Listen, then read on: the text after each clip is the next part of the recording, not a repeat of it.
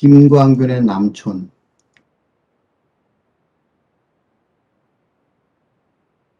이 정부터 먼저 읽어볼게요.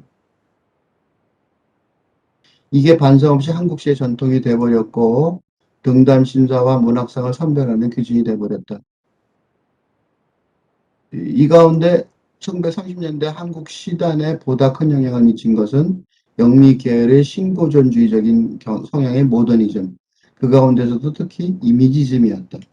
그런데 이와 같은 이미지즘적인 경향은 문학적인 태도 면에서도 현실 인식이나 역사 의식과는 무관하게 언어 자체의 미관과 선명한 감각적 이미지의 제시에 치중하는 서조였다. 한국에서 이미지즘 시는 영어의 경우와 달리 낭만적 감성적 요소가 드리워져 있다는 점이 특징이다. 원래 영미 이미지즘 운동에서 말하는 이미지란 에즈라 파운드 등이 강조했다시피 건조하고 견고한 드라이 앤 하드, 가급적이면 정서와 감정과 정서를 배제한 이미지를 뜻한다. 이런 슬픔의 정서는 아직도 유효하다. 현재 한국 문단의 두 주류는 이미지 만들기를 옹호하는 서정시 계열파와 이미지 부수기를 옹호하는 판타시파 계열이라고 정의할 수 있다.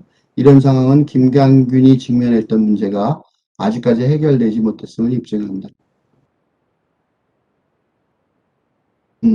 속류 마르크스 이론을 빌린다면 근대적 생산 조직이라는 물적 기반이 없는 상태로 한국 문학은 정서적 이념의 근대를 구축했었죠. 그러니까 내용이 없는 형식의 추구였죠. 그러니까 선명한 감각적 이미지만 좋아하죠.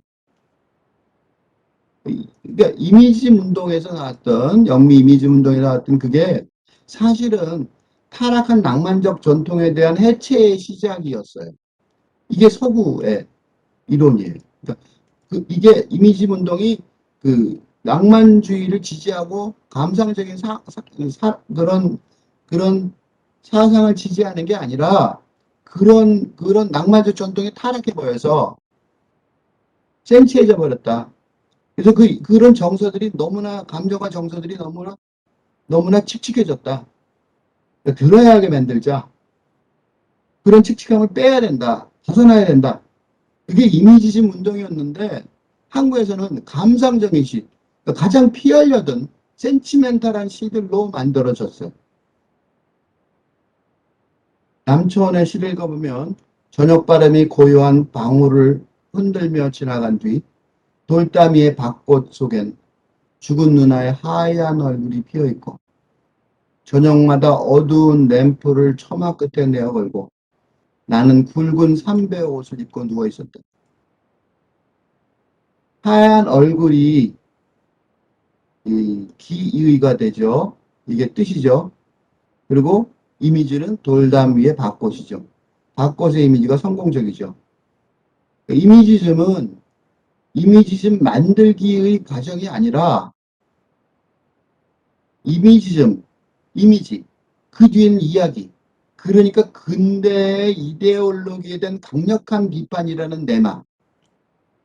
이런 과정을 보면 김강균의 얼마나 어려운 싸움을 하고 있는지 이미지 하나 만들기 위해서 이게 아주 어려운 이미지인 거죠. 감상적이 같지만 아니잖아. 선명하고 감각적이고 드라이한 이미지 같지만 웨트하고 축축한 이미지도 들어있다고. 그러니까 김강윤이 얼마나 어려운 싸움을 했는지를 알 수가 있어요. 함께 슬퍼하지 않을 수가 없는 거죠. 그런데 이 문제가 아직까지 해결되지 못하고 있어요. 이미지 만들기, 이미지 부시기, 헤아리 아직도 서로 대립하고 있어요. 이 문제가 한국 문학사의 한국 시단의 가장 큰 문제이며 아직도 해결되지 못하고 있다는 게 굉장히 슬픈 일이죠. 그래서 거꾸로 돌아켜 보는 거예요. 김강균, 오래전부터 이 문제가 있었는데 아직까지도 김강균이 끙끙대면서 어렵게 말했던 이미지를 찾기 위해서 이렇게 고생했던 이런 상황, 이런 사정이 아직도 이어져 가고 있다는 거죠.